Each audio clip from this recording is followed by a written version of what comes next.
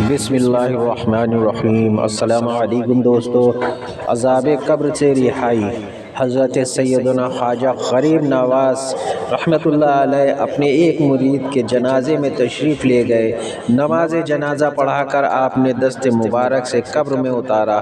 حضرت سیدنا بختیار کاکی رحمۃ اللہ علیہ فرماتے ہیں، تدفین کے بعد تقریباً سارے لوگ چلے گئے مگر حضور خواجہ غریب نواز رحمۃ اللہ علیہ اس قبر کے پاس تشریف فرما رہے۔ اچانک آپ رحمۃ اللہ علیہ ایک دم غمگین ہو گئے۔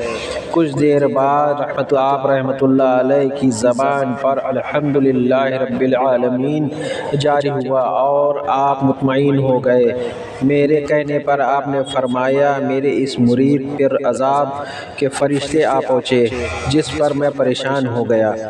اتنے میں میرے مرشد گرامی حضرت سیدنا خواجہ عثمان ہارونی رحمۃ اللہ علیہ تشریف لائے اور فرشتوں سے اس کی سفارش کرتے ہوئے فرمایا کہ اے فرشتوں، یہ بندہ میرا مرید معین الدین رحمۃ اللہ علیہ کا مرید ہے، اس کو چھوڑ دو۔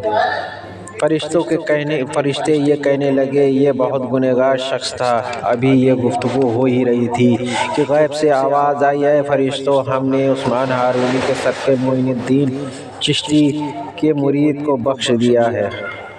ایک مرتبہ ایک مرید نے آپ کی خدمت اقدس میں حاضر ہو کر اپنی پریشانی کا اظہار کرتے ہوئے کہا، ولی شہر مجھے شہر سے باہر نکالنا چاہتا ہے اور اس حاکم نے خلق خدا کو بہت پریشان کر کے رکھا ہے۔ آپ نے پوچھا، اس وقت وہ ظالم کہاں ہے؟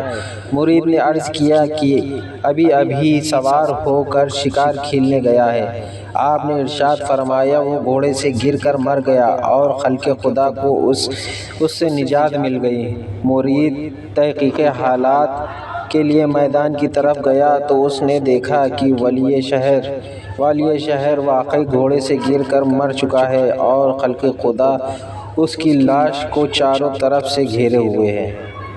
سرکار خواجہ غریب نواز جس زمانے میں سمرقند میں مقیم تھے، ایک دن خواجہ ابواللیث سمرقندی کے مکان سے متصل مسجد پر ایک شخص نے اعتراض کر دیا کہ اس مسجد کے قبلے کی سمت صحیح نہیں ہے۔ حضرت خواجہ غریب نواز رحمۃ اللہ علیہ بھی اس مسجد میں نماز ادا فرما رہے تھے۔ آپ نے پہلے ہی تو اس شخص کو سمجھایا کہ اس کی سمت بالکل صحیح ہے، مگر وہ انکار ہی کرتا رہا اور اپنی بات پر اڑا رہا۔ یکایک سرکار خواجہ غریب نواز رحمۃ اللہ علیہ نے اس کی گردن پکڑ کر کہا، دیکھ سامنے دیکھ۔ اس نے دیکھا کہ خانہ کعبہ اس کی نگاہوں کے سامنے تھا، جس سے اسے یقین ہو گیا کہ مسجد کی سمت بالکل صحیح ہے، قبلہ بالکل درست ہے۔